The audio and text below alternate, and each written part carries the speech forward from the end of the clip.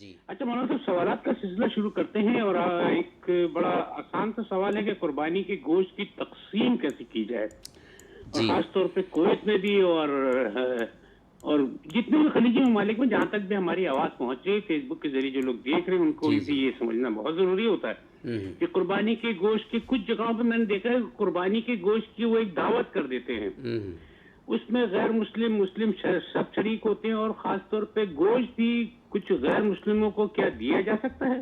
ہاں دیکھیں، قربانی کے گوشت کی تقسیم کے لیے شریعت نے کوئی حد مقرر نہیں کی ہے کہ ایسے آپ کو کرنا ہے. البتہ قربانی کے گوشت کے استعمال کے لیے بہتر طریقہ یہ ہو سکتا ہے کہ اس کو 3 حصہ میں ہم بانٹ دیں.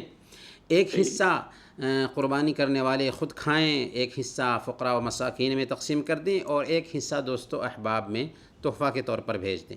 لیکن صحیح. اگر ایسا کرتے ہیں کہ گوشت میں کمی محسوس ہو رہی ہے اور دعوت کے طور پر گوشت بنا کر کے اپنے دوستوں کو بلا کر کے کھلا دیا، تو اس میں بھی کوئی حرج کی بات نہیں. برکیف اگر گھر کے افراد زیادہ ہوں تو گوشت کا زیادہ حصہ اپنے گھر میں بھی رکھا جا سکتا ہے، ایسی کوئی صحیح. پابندی نہیں ہے.